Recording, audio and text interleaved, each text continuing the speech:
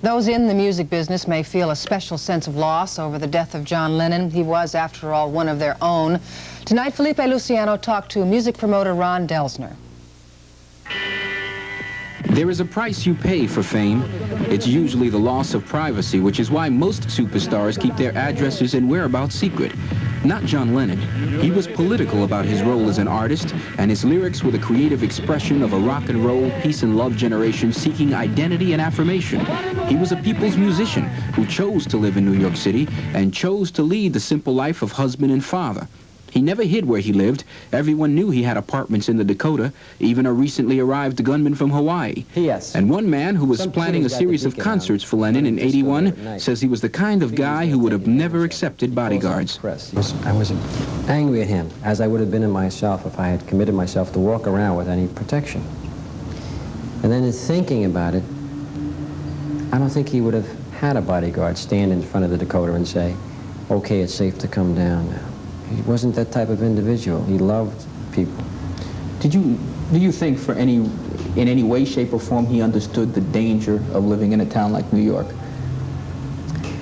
I really don't think he did. I think Yoko did more than he. I think she was a real street smart lady.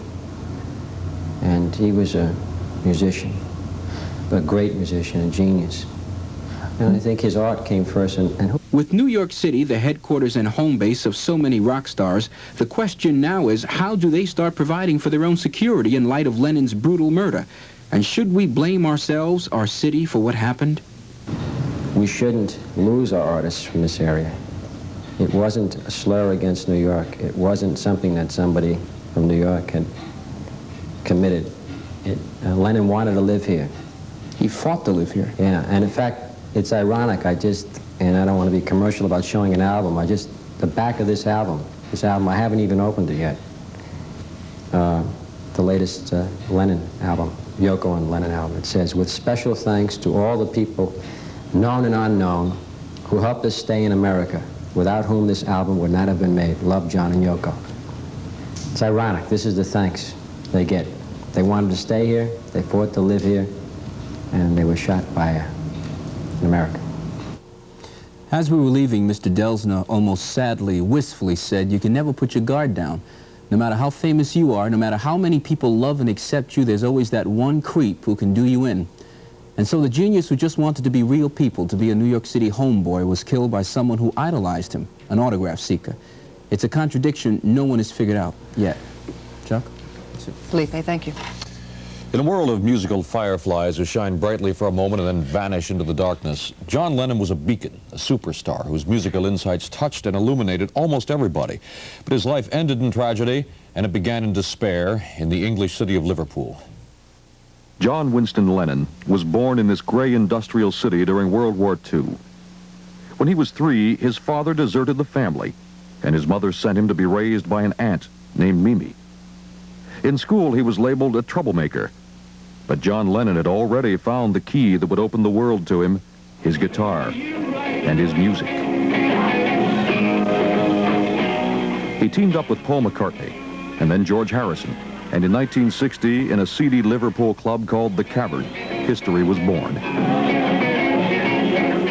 In 1964, John, Paul, George, and Ringo hit the United States. I booked Ringo Starr, Paul McCartney, George Harrison, and John Lennon to 3 shows for $10,000. The Beatles!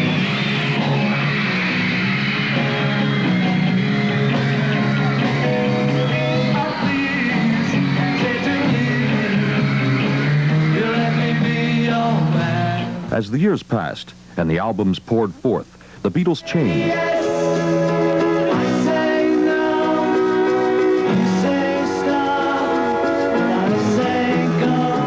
Their music and their style evolved.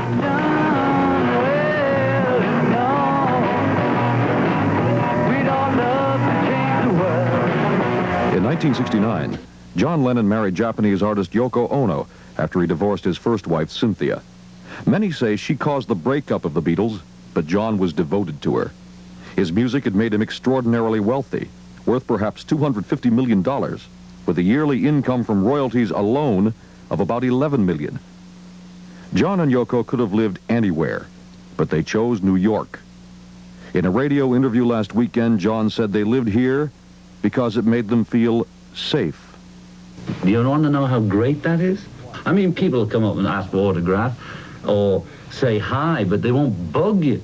It doesn't help murderers to hang them or help violent people to be violent to them. It is all they understand, but it doesn't, I don't believe, violence begets violence, you know. Imagine no possessions. I wonder if you can. And we are humorists. We are, what are they, Laurel and Hardy, that's John and Yoko.